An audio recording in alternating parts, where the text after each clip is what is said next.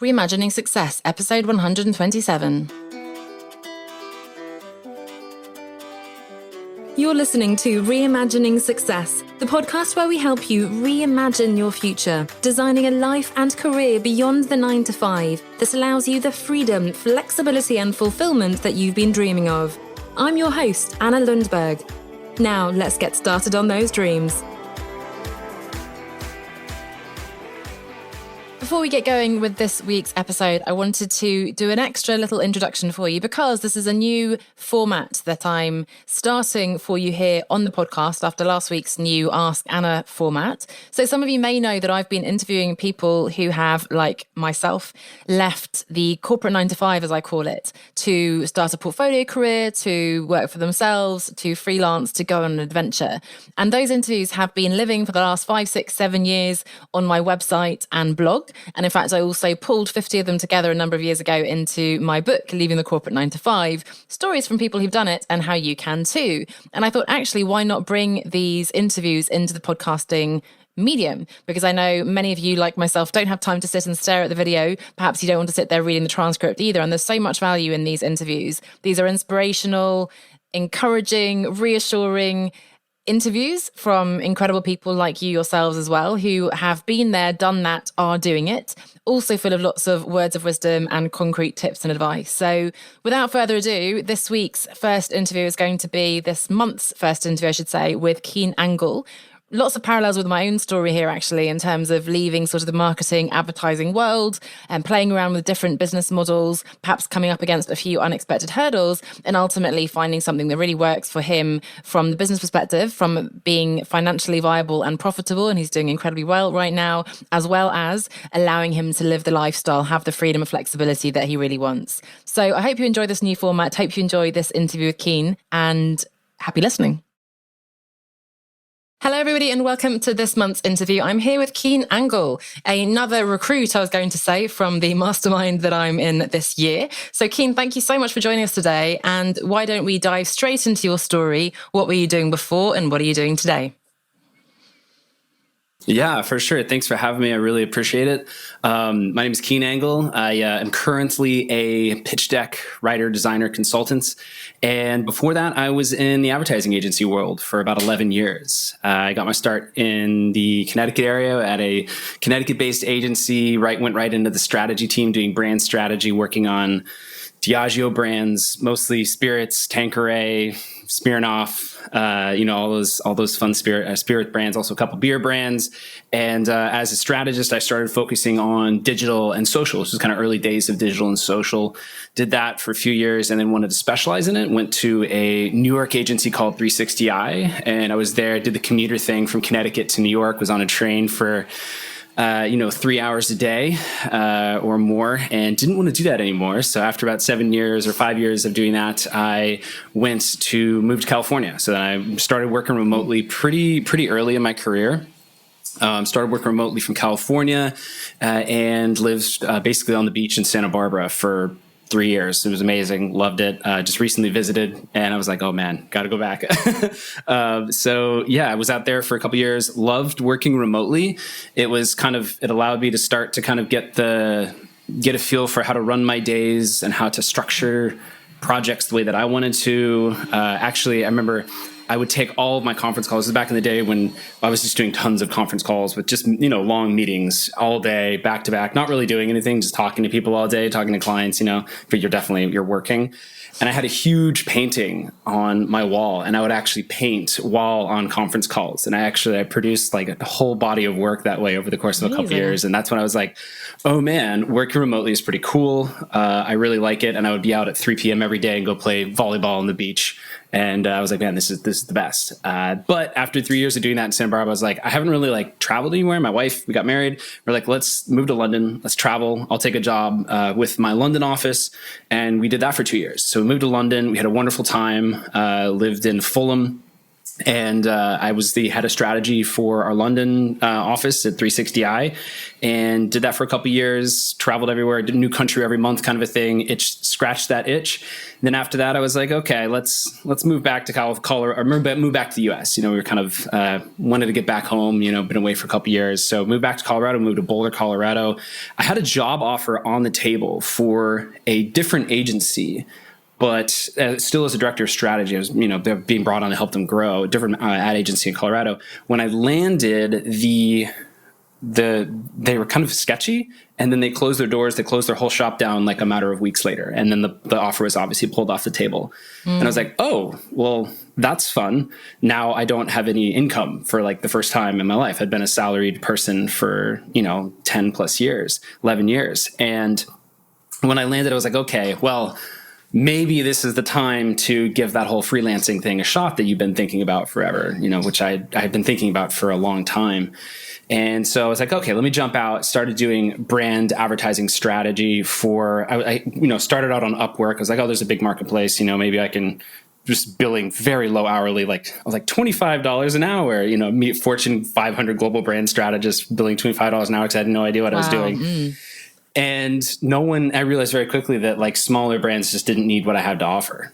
My skill set for 10 years was, how do I help Coca-Cola sell, increase their spend with a certain demographic and come up with a new campaign to increase sales by 1% year on year, or whatever, So that was my skill set, was for big brand advertisers, and just small brands just don't need that. So I floundered around for a while. This was back in 2017. And I was like, oh man, what am I going to do? And so I started doing a little bit of smaller kind of strategy. And I'd always had kind of a little bit of a design knack as well.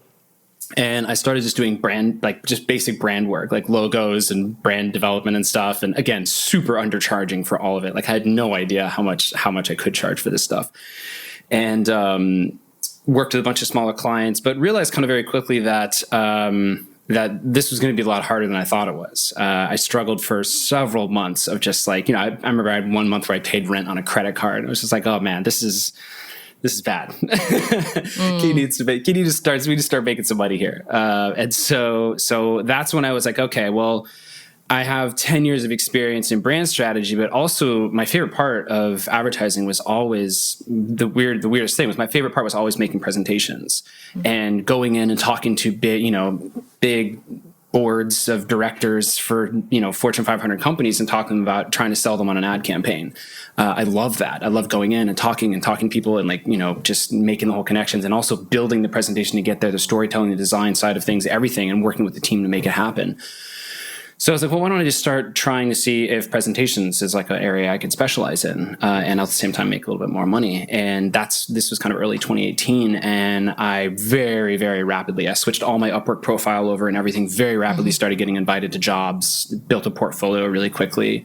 Things started kind of taking off, still doing low hourly rates. We hadn't quite got that far yet, but then, over the course of 2018, started to specialize more in presentations and both writing and design. And then early 2019, I believe it was, I was actually invited by Comscore, which is one of the largest media measurement companies in the world. They're second to Nielsen. You've probably heard of Nielsen ratings, basically second to them. And the president of Comscore, which I actually used to work with, she invited me in to do a presentation training for, I think it was 400 to 700 staff around the world. And it was a live 3-part webinar series that I did. And I had to put together this training for, 700 people around the world. And each webinar, I think, was 3 hours long, and a little bit too long of a I think, was it 3 hours? It might've been 2 hours. Anyway, they were a good long time, and super interactive, basically trained a whole bunch of people. And that's when I was like, oh man, maybe I should focus on training.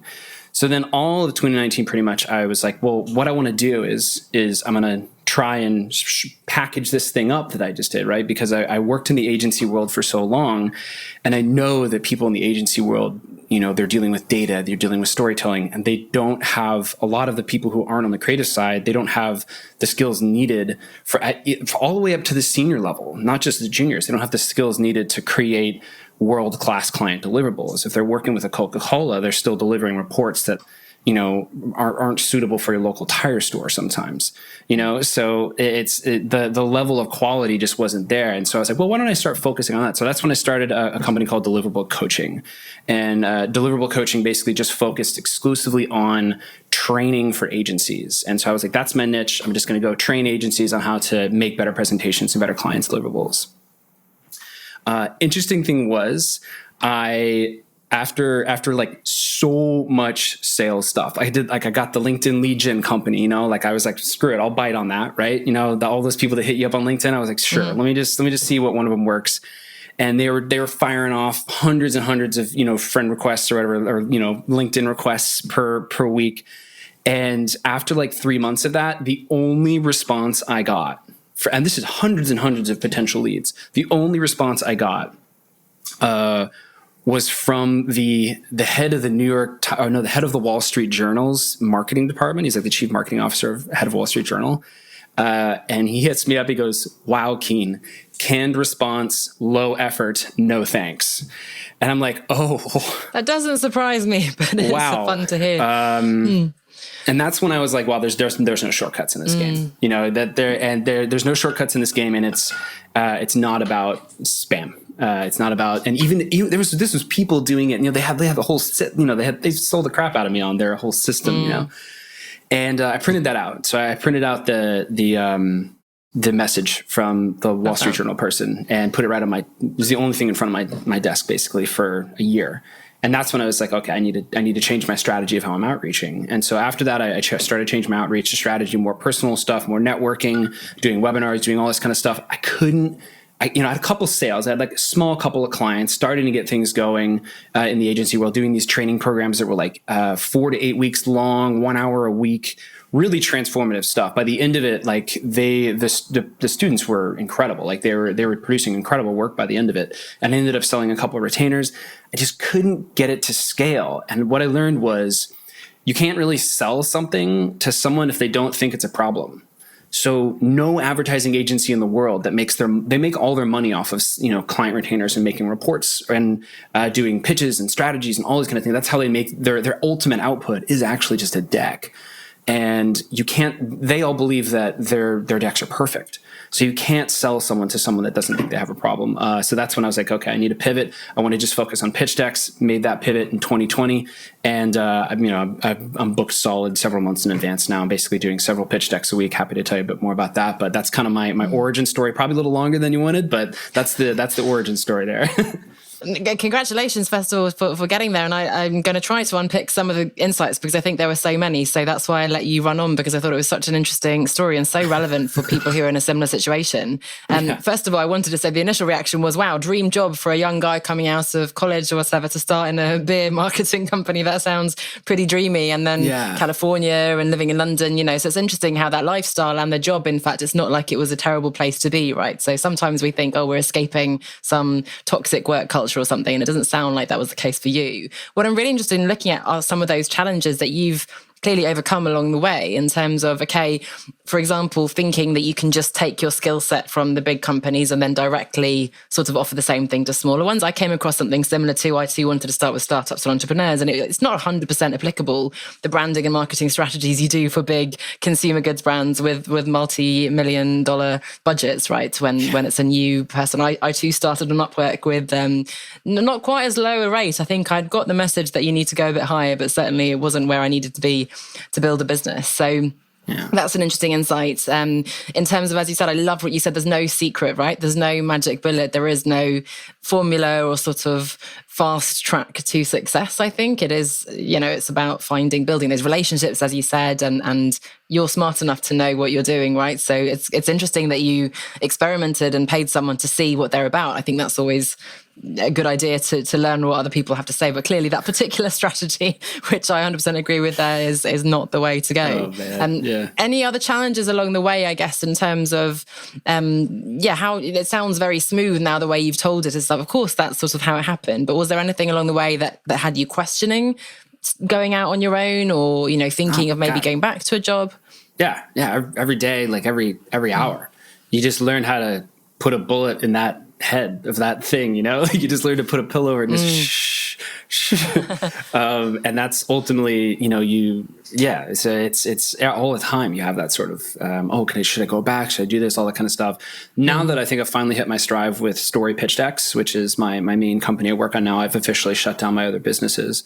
Story Pitch Decks I would call it a full on stride in terms of new business coming in, closing sales, booking big projects at high tickets, and really producing high-end work. The getting to this point with Story, I thought to myself, I had to go through what I went through. I had to go through through years of thinking that I knew what I was doing, and I didn't, because I had to learn, school of hard knocks kind of thing. You learn the freelancing trade and the contractor trade, and then eventually the entrepreneurship trade and the solopreneurship trade by living it and experiencing it. You can read all about it. It's literally like reading about chess versus playing chess, or reading about golf versus playing golf. Or even going to the driving range versus playing the actual course. There is literally no substitute for making a ton of mistakes, constantly learning, realizing very early on that, I definitely had that like syndrome early on. We're like, oh, I know exactly what I'm doing here. I got all this like websites and all this kind of stuff, lead gen, whatever. And couldn't have been more wrong, and screwed up 3-4 times. I even had several false starts where I was like, oh, well, maybe I'll put a small on-demand agency together, where I was reaching out to people kind of Avengers style, like, hey, I'm going to pull you in. Then we're going to go out and we're going to pitch these companies. We're going to get business from them, like so many false starts with little companies like that. But you have to try it. You have to go out and make the mistakes and fall flat on your face and brush off the dust and say, okay, what did I learn?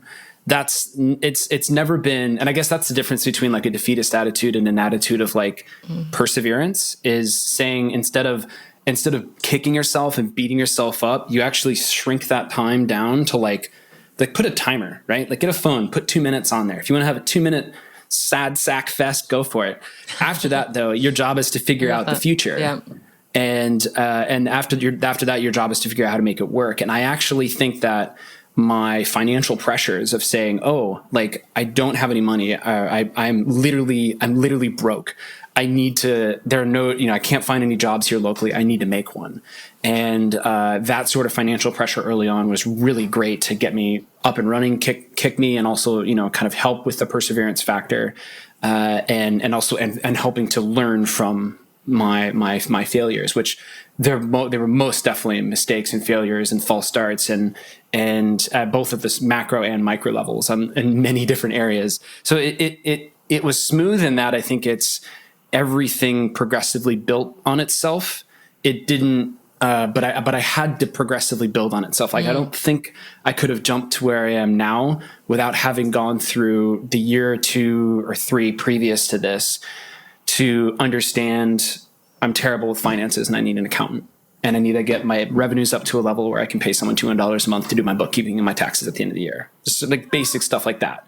At first I thought I was terrible at sales. And then as soon as I got my sales process down, packaged, niched down, productized, flat fees, was able to raise those fees up to a certain level to where I'm not pricing myself out, where I can close now. I have an 80% close rate, and I pitch probably once a day. Amazing. So, but I thought I was bad at certain things. Turns out I'm okay at them. Thought I was really good at certain things. Turns out I'm terrible at them. But you don't know that until you've tried until you've made the mistakes and learned from them and said, okay, how can I fix this going forward?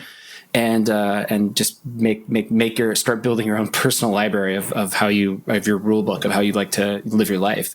And I think what I'm living with now is the demand for what I have is very high. And how do I build in personal time? How do I make sure that I'm not letting it bleed into my personal time? My demand is, my time is no longer spent on getting new business. That's pretty much like on automate right now. Like they're just coming in. It's great. My time is now spent, okay, how do I, like online course, perfect example. Like I want to scale with some passive income.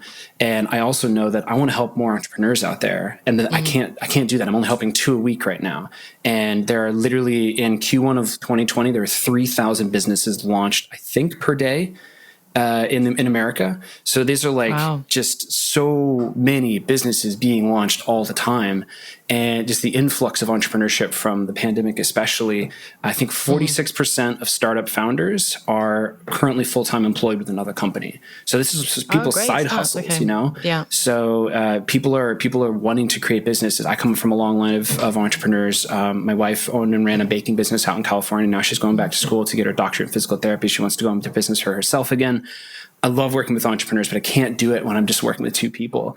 And I want to be able to kind of scale that. So finding the time to say, okay, when am I going to build this stuff? When I'm working, when my days are 100% efficiency from 9 a.m. to 5 p.m. with back to back. You know, I do have a couple of employees that I employ that are overseas that I've been working with for a while, which are instrumental in helping me scale and free up a little bit of time for myself. But that's kind of where I'm at now is like, okay, super high demand. How do I take where I'm at and kind of go to the next level and continue to increase my income and also continuing to increase my quality of life?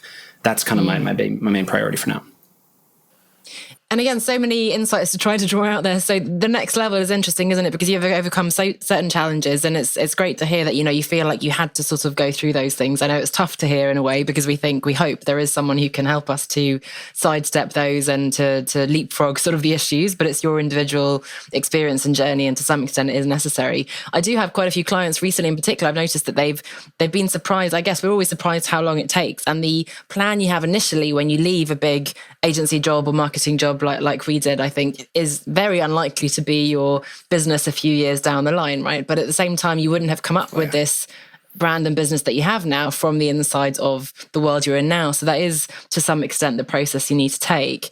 The perseverance, the grit, the growth mindset versus fixed mindset, those aspects are so important. And now, as you said, the business model, when we're first starting out, we're sort of desperate for the next client, and you're hiring that guy to spam everybody on LinkedIn and so on. And now, amazing, you have almost too many clients, or that's on autopilot. So now how can you reframe, create that much loved idea of passive income and leverage your time better? And as you say as well, not sort of become a victim of your own success, I guess, by working too much. Because if we love what we're doing, if we're good at what we're doing, you're getting great results. It's so easy, isn't it, to get sort of sucked into that and just, spend too much time on the business and forget part of the reason why you started in the first place. Yeah. Absolutely. So I guess with that aspect, just to dig into, what are the best things of your lifestyle? Because I know initially you talked about, okay, you could paint. I've never heard that before. Paint while you create while you're on calls. I know I've seen you before on calls on the treadmill, which is great too. What are some of the paint the picture for us? What are the best parts of your lifestyle today? Sure. The number one of working for yourself and actually, exceeding income where you worked previously and just getting to that nice kind of level of like, okay, I feel stable. The big number one thing is being able to go anywhere and live anywhere. We're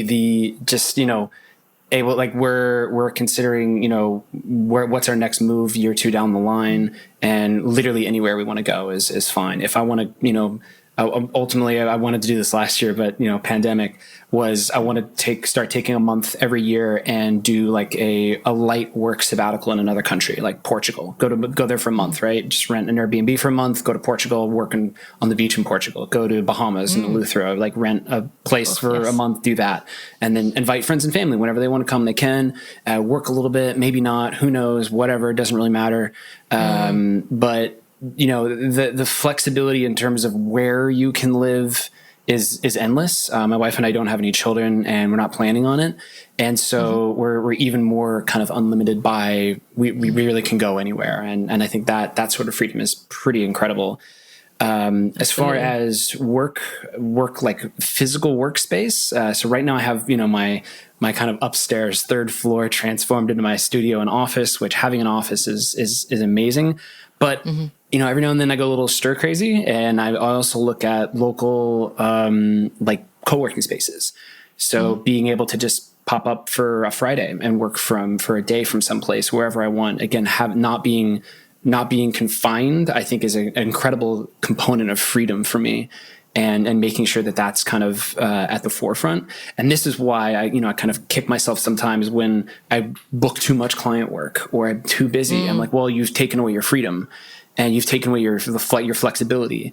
And if you're working weekends, and right now I live in Newport, Rhode Island, which is a tourist town. People come here from all over the New England area. Like I can see mega yachts from my window. Ooh. And it's a fancy tourist area, but it's also like got, amazing beaches and all this kind of stuff. It's actually a full gamut of kind of socioeconomic people who come to visit here. It's really nice.